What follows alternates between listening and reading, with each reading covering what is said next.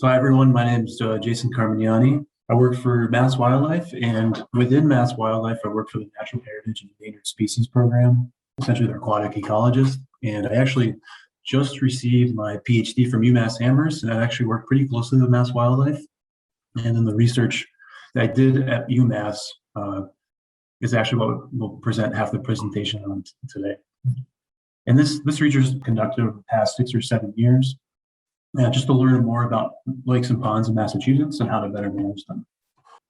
So really the focus of this talk is looking at the management strategy of annual winter water level drawdowns. We conducted research looking at the potential impacts to the biological features of these lakes and ponds.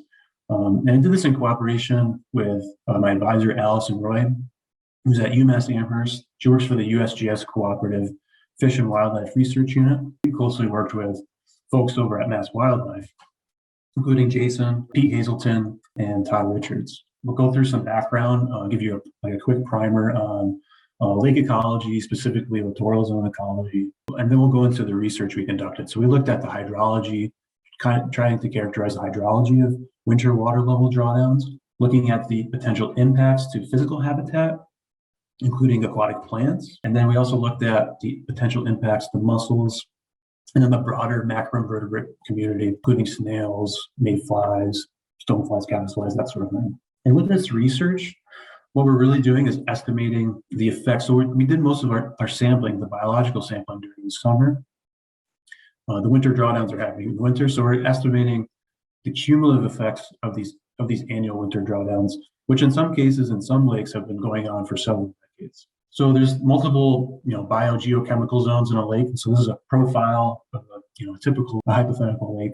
What we're really focused on for the research is this benthic zone, littoral zone. So the way we define it kind of broadly is essentially just the water volume in the bottom, the sediment that can support aquatic plant growth or even algae growth or bottom algae growth. And you can imagine throughout the year and across different years, that the extent of that littoral zone is going to vary. So it's dependent on water clarity and light penetration. So different lakes will have different extents of littoral zone, just given the different features of the lakes and the watersheds they're in. And littoral zone is really kind of like the hotspot of biological and biogeochemical activity within lakes. They're often the highest within a lake. They're often the location of the highest biodiversity. You have benthic algae, aquatic plants, macroinvertebrates, and fish. Pretty much the gamut of food web, pretty much all in the littoral zone. What the littoral zone does, the reason why these things are there, it provides important habitat for these higher level organisms, these fish, these macroinvertebrates. So it provides reproductive habitat, provides food resources, and then ultimately this hotspot biogeochemical activity really influences how the energy and nutrients flow within a lake, and then ultimately into the atmosphere downstream or what have you. You probably guys have heard of eutrophication, and so it's a natural process of nutrient enrichment over time. But with our presence or human presence on the landscape, we kind of accelerated this process, and we placed the term, call it cultural eutrophication. But because of that, and it's pretty common to see in Massachusetts, the result of accelerated eutrophication is sometimes you get a huge abundance or explosion of aquatic vegetation, aquatic plants. And it could be invasive species like Eurasian water milfoil, which is pretty common across Massachusetts, or even native species like big-leaf pondweed. And when you combine that eutrophication and more abundances of aquatic plants, and these lakes are used in lakes that are developed with cottages and residences, and the lake is used for some recreational activity, there's going to be some aquatic plant management to try to alleviate some of that, the impact of a higher abundance of aquatic plants on the recreational use. And then so to try to manage those aquatic plants, annual winter drawdowns are regularly used, and it's essentially an ingrained management practice that has been performed in the early 1900s.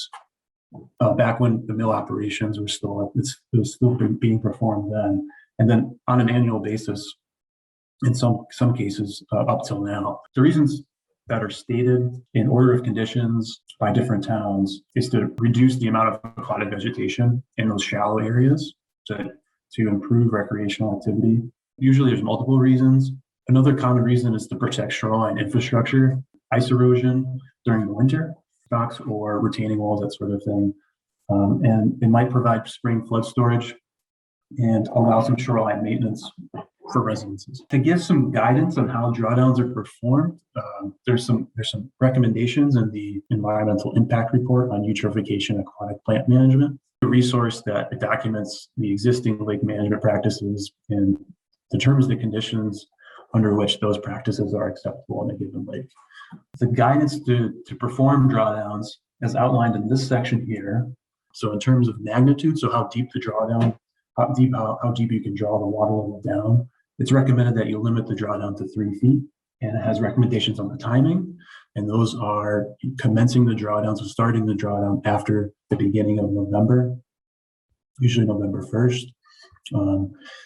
Achieve the target drawdown depth, so how deep you're going to draw down the water level by the beginning of December, so that's December 1st. And then the time that you get back to your normal water level during the summer, you should achieve that by the beginning of April. And then there's also some guidance on how fast the drawdown should be conducted. So the rate of drawdown of water level or water level recession.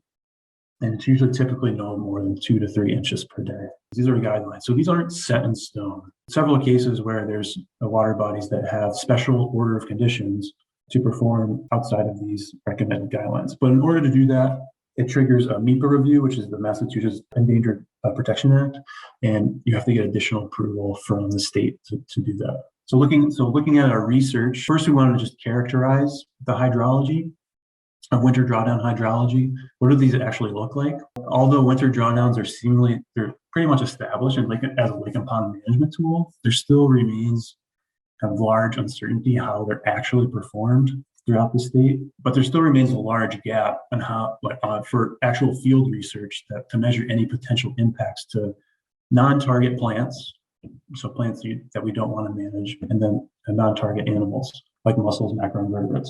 So focusing on the hydrology, there's really just very limited water level data out there.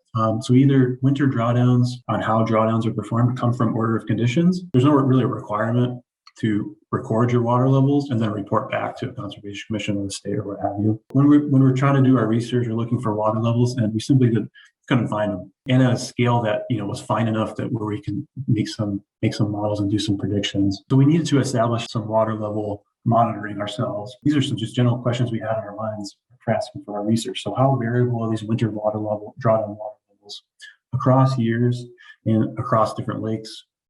And then how do they compare to the GEIR performance guidelines? We installed these are called pressure transducers to record water depth and temperature, and we can convert that to water level.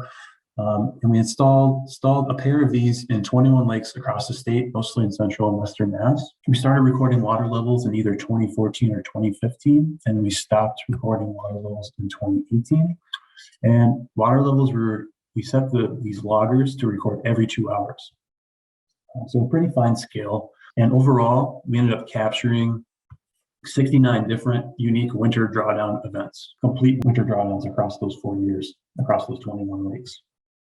And just to give you a sense of what these water levels look like across a different set of lakes. So here's a graph. It's a time series graph across about 3 years. And then on this vertical axis here, we have relative water level. So what that means, the 0 mark represents a normal pool level, so like a summer pool level condition, so something you want to achieve in the spring. And then these negative marks is going below that pool level. So here we have Leverett Pond. This is in Leverett, Mass, central north of Amherst. This is actually one of our control lakes. So we monitored 21 lakes. 18 of them were winter drawdown lakes that performed winter drawdowns, and then 3 of them did not perform winter drawdowns.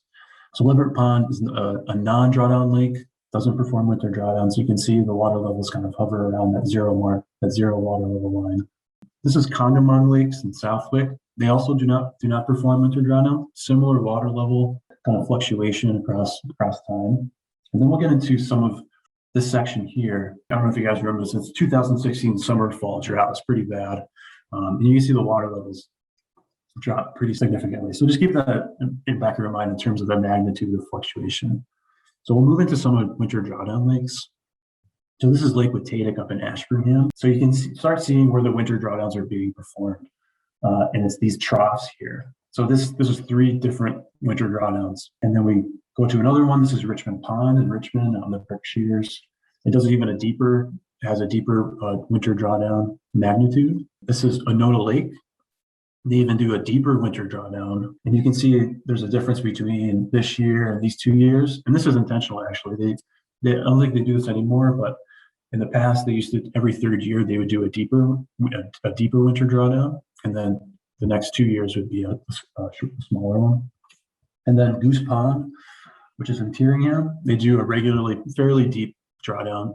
But you can see there's quite some variability just in the water level fluctuations. But in order to make some sense of this and try to break down what the winter drawdown, the hydrology of the winter drawdowns look like, we kind of grabbed that where the winter drawdown was happening, and we generated some water level metrics. So here's kind of a typical winter drawdown, the time series of a winter drawdown event. We have relative water level on the vertical axis here again. So we broke down this water level, the drawdowns into timing phases. So we had the drawdown phase, so that's when the water levels was receding down to its target drawdown depth, which we'll call the target phase. So the target phase is kind of the time period where the water levels are maintained at that low winter drawdown depth. And then the refill phase is when water levels start rising again up to that normal summer pool level. We calculated drawdown rates and refill rates for each drawdown event. We calculated the magnitude, so just the difference between that normal summer pool level and then an average water level during that target drawdown phase.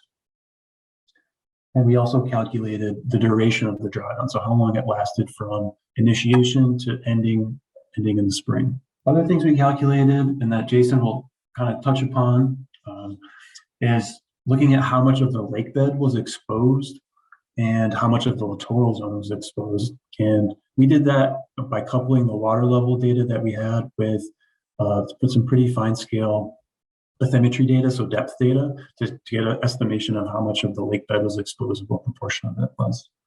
So this is looking at the drawdown phase, so when water levels were receding, and this is the drawdown phase, the timing of the drawdown phase, and this is when the drawdown was initiated.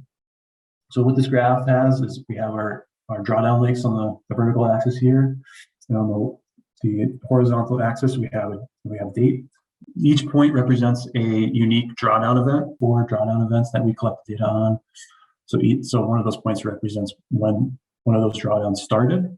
There's quite a bit of variability between lakes and when those drawdowns started. And on average, drawdowns started across these lakes on October 22nd, but it ranged anywhere from October 1st to December 1st. And about 84% of those drawdowns were initiated before the beginning of November. We're going to call it November 1st. So it's before that GER guideline. If you look at when drawdowns reach their target depth later in the fall or early in the winter, you can see there's a variability across lakes again and within lakes. A lot of lakes reach their target drawdown levels around November 23rd on average. But it ranged pretty widely, anywhere between October 7th and January 9th. So almost a span of almost 4 months. And 63% of these drawdowns reached the target water levels before December 1st recommended guideline. The guideline is to achieve your target drawdown level by December 1st. And that might be due for a variety of reasons, but maybe because people are starting their drawdowns before the November 1st guideline. So this is when the refill was achieved back to the summer pool level. An average refill started on March 3rd and ended on April 11th. But the range of that refill, it started January 4th and ended all the way up to June 26th. So huge range. This is a span over six or 7 months throughout the year. In some cases, for a given lake in Stockbridge, there's a lot of variability going on there. And about 70% of the drawdowns were refilled after the April 1st guideline. So overall, we're pretty highly variable, especially for the refill timing. We captured a range of drawdown magnitudes across these lakes, anywhere between 0.3 up to 7 feet. The largest one, Otis, really very small ones in more central parts of the state and the Berkshires. But we can see that there's not that much magnitudes on the vertical axis. If you look at one of these bars for one lake, there's not much, that these error bars are pretty tight. There's not much variability between years. So what that means is that the folks are they're achieving their target drawdown depth fairly regularly across years. Except you can see for Anota, it's pretty variable, and that's because that's intentional. They do that drawdown every third year. The GER guidelines stated in the GR were not met for many drawdowns, and that could be partially attributed to that some of these lakes actually had special order of conditions to perform these deeper drawdowns, or maybe start a drawdown earlier. That was the case in maybe about a third of those lakes. In terms of timing of refill, it's highly dependent, it's highly variable, and it's really just dependent on precipitation, including how big the watershed is, how much rain you're getting. What to say, it's really hard to control how much water is coming into the lake and how much you can let downstream, given that there are restrictions for that. Thinking about climate change and how it's going to affect precipitation, it might affect that timing, and we'll have less control on how even the drawdown starts or achieves the target drawdown depth, or gets back up to some of the pool. Increased uncertainty with that. Moving on to some biological aspects of the littoral zone. So looking at patterns of physical habitat in the form of aquatic plants. We also looked at patterns of large wood, that could be fish or invertebrate habitat. And we looked at sediment particle size. So if things were sand, silt, cobble, looking at if there was any patterns of that related to winter drawdowns. So some basic questions. For this talk, I'm just going to focus on the aquatic plants. But we did find some patterns with sediment. So we looked at the same 21 lakes across and we're trying to predict any patterns with aquatic plants using this drawdown magnitude variable, along with other variables that influence aquatic plants, including water chemistry and other physical activity, including wave action, that sort of thing. Our basic setup and looking at this effect of winter drawdowns, we sampled 3 fixed depths across these 21 lakes. So we had at this half-meter depth, or about 1.5 feet. We sampled plants at the 1 meter depth, about 3.3 feet, and then greater than 1 meter, 1.5 meters or 2 meters. And usually that depth usually exceeded most of the drawdown magnitudes of the lakes we studied. So we expected there to be some impact occurring in these 2 shallower depths. What I have here on the vertical axis is macrophyte biomass, so how much plant material there is, and then a drawdown magnitude on the horizontal axis. So we look at the half meter, we didn't really see much of a significant trend. There's still a little bit of a negative trend there, but not much. It's a pretty flat line. You can see some points up here that have some really high biomass, and that kind of decreases across the drawdown magnitude gradient. Potential reason for that, we didn't find an effect. Even in non-drawdown lakes where drawdowns aren't happening, or pretty small drawdown magnitude lakes, there's still a lot of energy in that system at that depth, wind wave action and ice erosion. So regardless of the drawdown magnitude, that depth is probably just physically naturally impacted by those forces. And there's probably not a lot of aquatic plants to begin with. Looking at the greater than 1 meter depth or greater than 3.3 foot depth, this is kind of what we expected. So we have just kind of a shotgun scatter of points and a pretty flat trend line. However, when we look at the 1 meter depth, which is kind of variably exposed across the lakes we looked at, we see a pretty significant decrease in plant biomass with a few outliers, but can be explained by other environmental variables, including water chemistry like alkalinity and total phosphorus. And when we take a look at that, if we hone in on that 1 meter depth and look at what kind of plants are there in terms of their longevity strategies, if they reproduce by vegetation or by seeds, that sort of thing, what we see is that if we look at the proportion of that biomass that exists at that 1 meter depth, we actually see an increase in plants that have an annual longevity strategy, so primarily reproduced by seeds. And then we see a significant decrease in perennial plants that primarily reproduce by vegetative structures like the roots. And the reason for that is that seeds are pretty tolerant to desiccation in ice conditions compared to vegetative structures. Some examples of some of these plants we might consider as maybe drawdown tolerant is this Cara species, which is actually not a plant, it's a macroalgae. and it produces by these oospores that functionally act like seeds. And also nodus, which is a plant. But there's multiple species of nodus that we have in Massachusetts, and they're primarily produced by seeds. And then some relatively sensitive plants, fernleaf pondweed or Potamogeton rhodbentii, a fairly common plant across the state. And then white water lily, Nymphaea odorata, pretty susceptible to drawdowns. Something I didn't mention was the sediment structure, the sediment size. So we actually found some coarser sediments as drawdown magnitude increase. And that's something you might expect. There's erosive forces going on with the drawdown. Silt and finer sediments are being transported to deeper depths as the drawdown's being conducted most likely.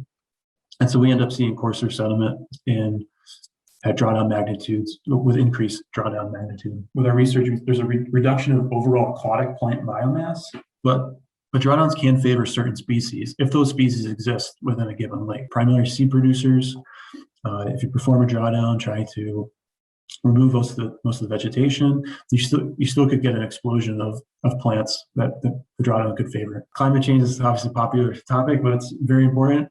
We actually have some research in the works now to seeing with climate change, as we expect more warmer and wetter winters, whether drawdowns would be an effective plant control tool. We need certain air temperatures and dewatering of sediment to achieve vegetation mortality and actually control plant populations.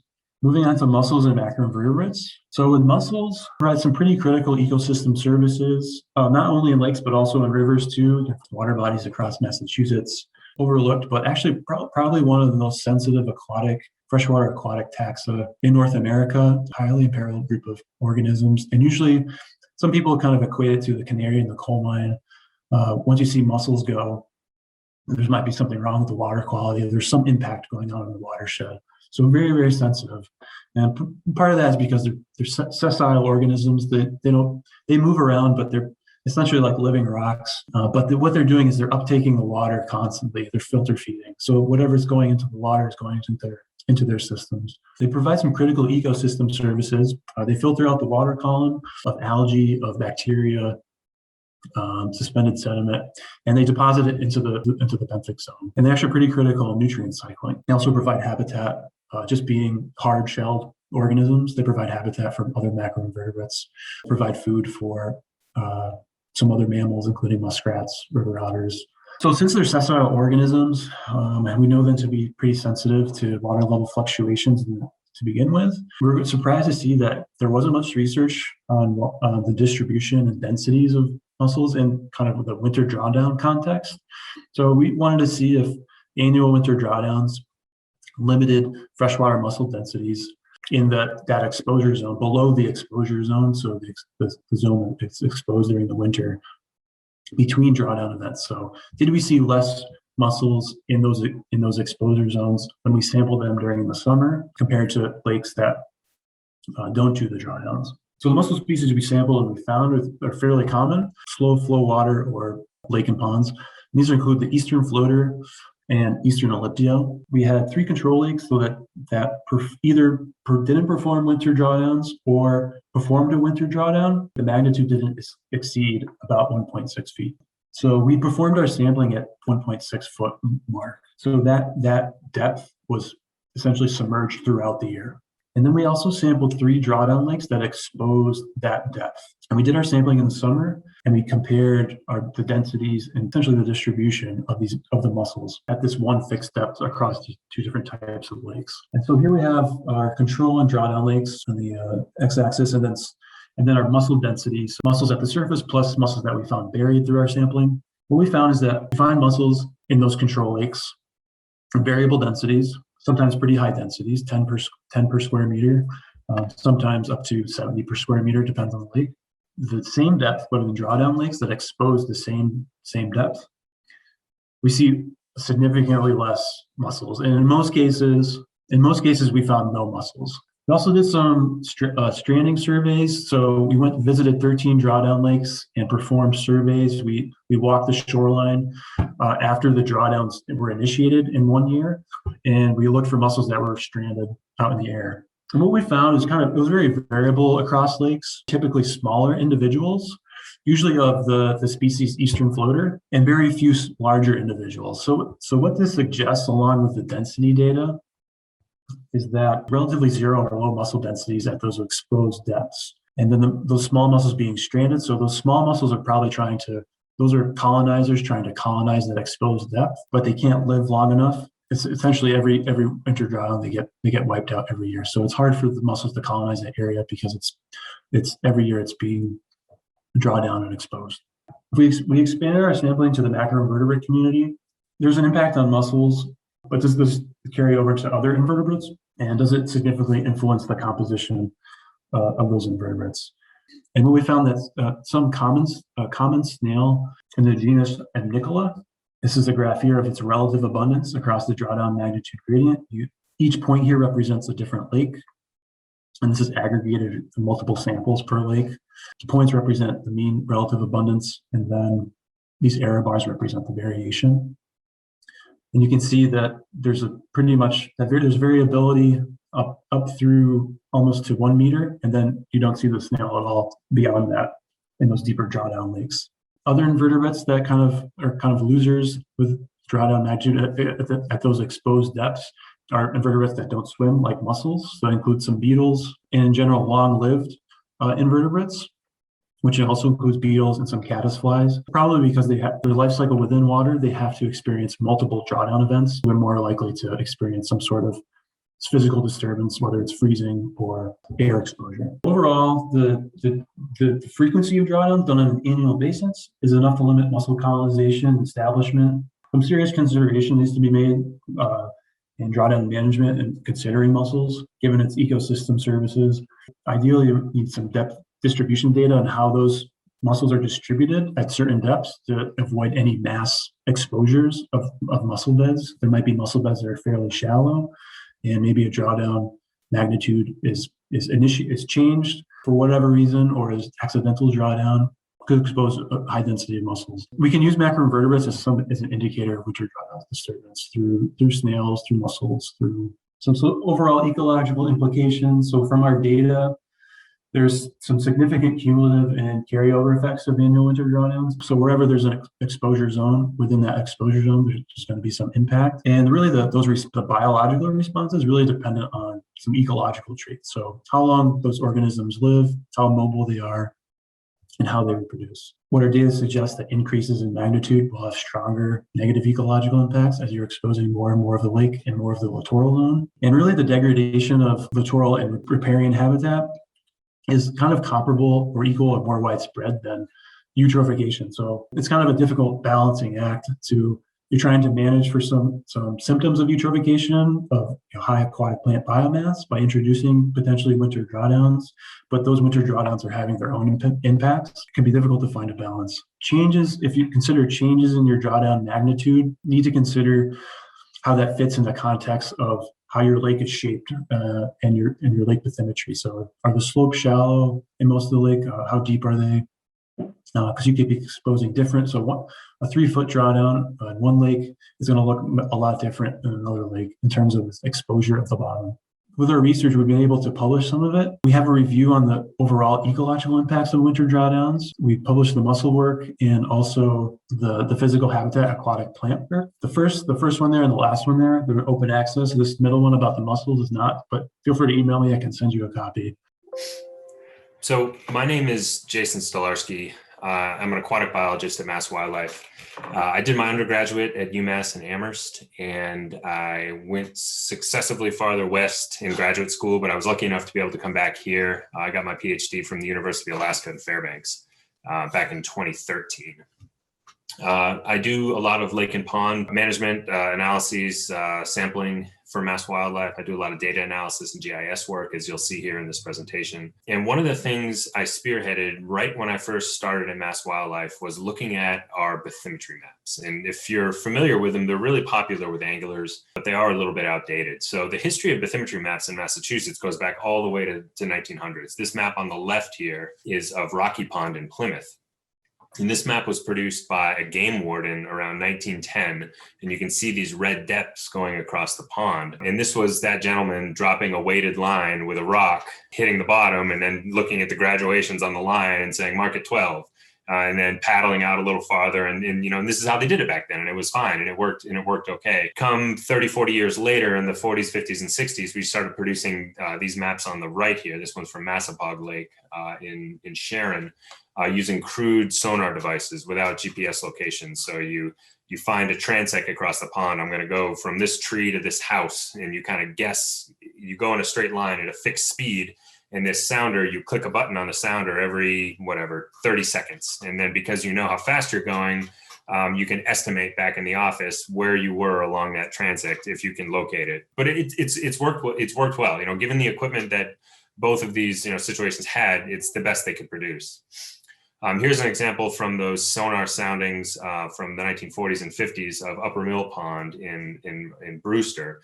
And you can see they collected, I think it's about 60 measurements. It probably took them all day to do it. But fast forward to 2014, when we started this, the advent of GPS technology, small onboard sounding units, and we can collect over, I think this is 25,000 data points in a single day. These look like lines, but in fact, the data points are collected at such small intervals, in fact, 2 seconds, that they just look like a grid pattern overlaying the pond. So we can go in and collect these data very quickly, and we can delineate the shoreline. This is of Browning Pond in Spencer. We can delineate a shoreline, overlay our points, symbolize those points by depths, and then use statistical techniques, specifically interpolation, to fill in kind of the missing spaces that we don't run over with the boat, with the sounding unit.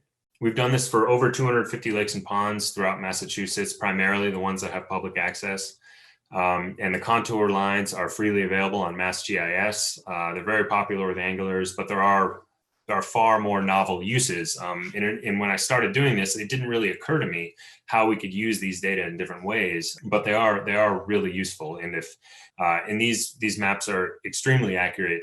They're collected, we produce them with sometimes over 200 times the amount of information that the maps were produced with back in the 40s and 50s. So it's a big leap forward. So some of the more novel uses, if you think about it, we have a lat and a long, so an X and a Y, and then a Z is a depth. And when we interpolate this, it's essentially a 3D model of a pond. This pond here, this is a Browning Pond. It's kind of, the depths are accentuated. It doesn't exactly look like that, but it's just kind of for representation purposes. Other than anglers, using these to find where the bass are, the main reason why we started doing it. If you pair these models with, say, profile data, you can start to estimate water volumes of cold water habitat. So cold water habitat is water that is below 25 degrees Celsius and has more than 5 milligrams per liter in oxygen. And you can use that, and if you have paired profile data, you can track the rising and the shrinking of that cold water layer over time. Same could be said for the anoxic volume, area of a pond that goes zero oxygen during the summer. And if you have a drawdown target magnitude, which is typically 3 feet in Massachusetts, we can calculate the amount of volume lost in a pond in gallons or in square meters, as I do it. You can also use the bathymetry models to delineate depths. So you can delineate your target drawdown depth. And once you have that, you can calculate the amount of exposure zone. As Jason was saying, a 3-foot drawdown does not look different from one pond to the next. If we have bathymetry data for it, you can actually see just how different your exposure will look like. And then you can calculate, along with estimates of secchi depth, you can calculate an estimate of the littoral zone. So how many square meters of littoral zone do you have in a particular pond? And also just for general mapping purposes, if you were to go out on your pond and you could mark weed beds that you wanted to target with a specific action, you could go back into the office and see what depths those are at, and to see if a 3-foot drawdown would actually affect those weed beds. This is Indian Lake in Worcester. This is right down the road from my house. So the first thing we do is we delineate the shoreline. So this is the 0 depth boundary, where there's land on one side and water on the other. Because we have bathymetry data for it and it's gridded, so it's a 1 by 1 meter grid cell, we can figure out where the 3-foot contours are. But because it's continuous information, we can use any interval we want. So here are the 1-foot contour intervals. And you can see how valuable this data becomes. So then we can, they do a 3-foot drawdown there. So now we have, the pink line is the 0 depth boundary, and the white line is the 3-foot drawdown interval. So anything between those lines and a 3-foot drawdown is going to be exposed. So you can see right here from this simple diagram, in the southern basin here, you tend to have more exposure on the eastern and the western sides. There's not a lot. And then up in this cove here, where there's a big tributary coming in here, you tend to get a little bit more exposure as well. From estimates of secchi depth, we can guess at where the extent of the littoral habitat might be. And they suggest here it's about 10 feet. So if we zoom into the southern basin, we can put on the 3-foot drawdown interval again, and we say, okay, everything on the outside of that line is going to be exposed. You could use this for drawdown planning purposes. If you had bathymetry for your pond, you could say, we're going to do a 3-foot drawdown. Where is this going to be exposed? Say we got a lot of rain in the fall and some ponds couldn't reach their drawdown depth, and maybe they were stuck at 2 feet. And then you could look at, well, what's exposed by a 2-foot drawdown, or even what's exposed by a 1-foot drawdown. And by using this exercise, you can really get a sense of how much habitat you're going to be dewatering by a 3-foot drawdown or a 4-foot drawdown or a 1-foot drawdown. The next thing is we can actually simulate drawdowns now with bathymetry data. Here's this is Pontusic Lake out your way, and on this graph we have percent exposure on the Y and drawdown amplitude in feet on the X. And we just step up here in half-foot increments, and you can see how kind of the exposure zone creeps in from various areas of the pond. It's a really neat graphic, but it slows my computer down. There we go. So here's another example from Pontusic Lake. Here we're going to do the same thing that we did in Indian Lake, and I'd like to make a point using this. From our secchi depth estimates, we estimate that the littoral zone occurs in depths less than 23 feet approximately. Now this encompasses 74% of the lake. So a large, 3/4 of the lake is littoral habitat, can be colonized by aquatic vegetation. Now they also do a 3-foot drawdown at Pontusic, and that 3-foot drawdown exposes 6% of the lake. But when you think of just in terms of littoral habitat, the area in which you're trying to actively manage, it's 8% of the littoral habitat. If you're trying to control aquatic vegetation, if that's the goal of a specific drawdown, in this scenario, you would only be denuding 8% of the habitat that's capable of being colonized by aquatic vegetation. And it begs the question, what exactly are you trying to control if you're only touching 8% of the amount of area that can be, colonized by aquatic vegetation? So now take this exercise, and then we apply it to every single pond that we have data for bathymetry. It's about 103 lakes. And I know there are different drawdowns, not every pond has a 3-foot drawdown, but because it's very difficult to find out how deep ponds are drawn down every single year, we assume a 3-foot drawdown. And we find that the median percent of littoral habitat that's dewatered is 15%. And the inner quartile range, so between the 25 and the 75th percentile, it contains about 50% of the information, is between 11 and 18%. And this is for 103 lakes at a 3-foot drawdown. So in general, 3-foot drawdowns don't really touch that much of the littoral habitat. And you're not really controlling that much of the aquatic vegetation. Granted, I'll say that within 3 feet of the shore, that might be one of the areas where you would want to control aquatic vegetation the most, because you're wading in it.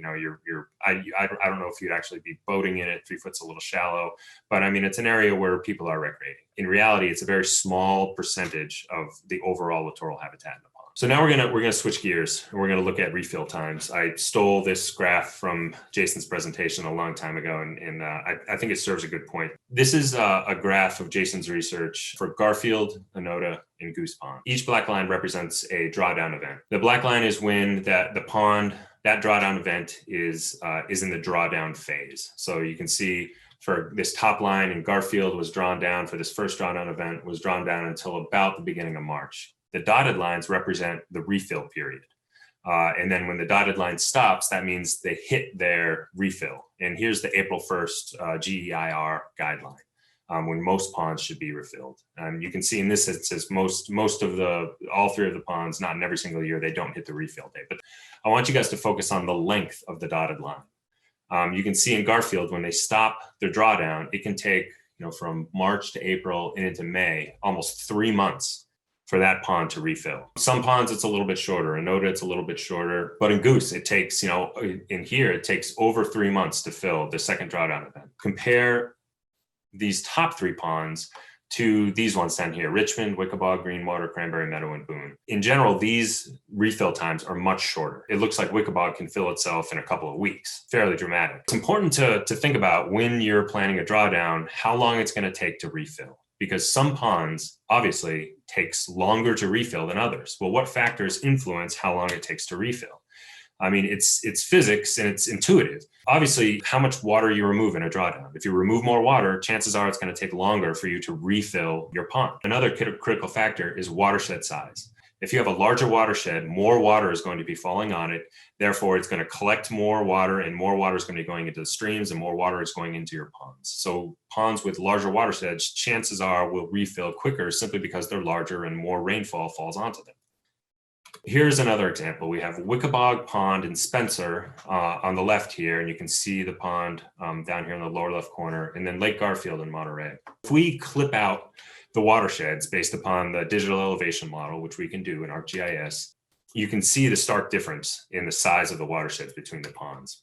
If we calculate the statistics, Wickabog Pond in Spencer has a roughly 17.5 square mile watershed. They conduct a 2-foot drawdown, and they remove 1.5 million gallons of water based upon my calculations from the bathymetry data. Conversely, Lake Garfield in Monterey has a much smaller watershed, about 4 square miles. They do a 6-foot drawdown, I think, and they have 15 million gallons removed during that event. Now, if we take a look at Jason's refill statistics, it's easy to see why Wickabog Pond takes a week to 2 weeks to refill, and Lake Garfield can be, up to 2 months. Now, if we apply this kind of mechanism once again to all the ponds we have data for, what is it going to look like? The data fall on a spectrum. On the left-hand side, we have ponds that have watershed size, that have smaller watershed sizes and larger volume loss due to drawdowns. And on the other side, we have ponds with greater watershed sizes and smaller volumes lost.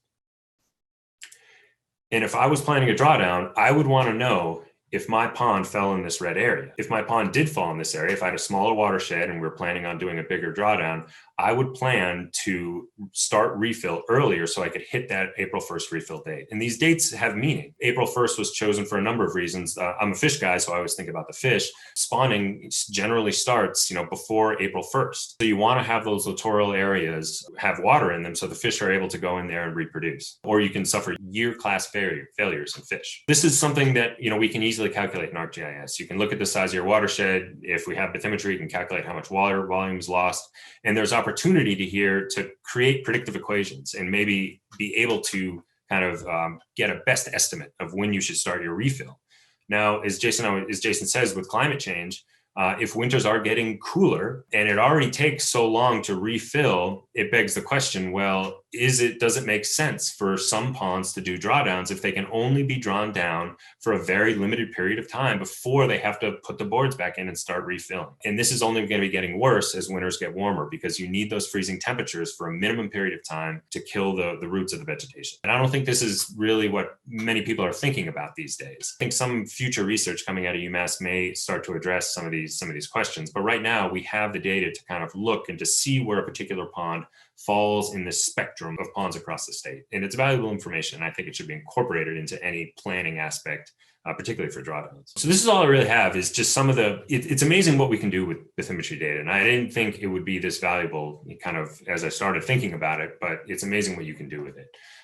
It can be used to evaluate lake and pond management for mapping purposes, finding weed beds, marking them, seeing what depths they're at to see if they'll be affected by a drawdown, delineating critical depths, calculating exposure zones, calculating the amount of volume lost. It'll give you an estimate of, combined with a flow into a pond, about how long it takes to refill. And hopefully we'll be able to in the future move towards generating predictive equations, but it may not be that simple in the end. But at least we have the watershed size statistics and the volume calculations that can get you a general idea of how long it might take for you to refill a pond. We've developed an understanding that lake morphometry influences the potential effectiveness of management activities.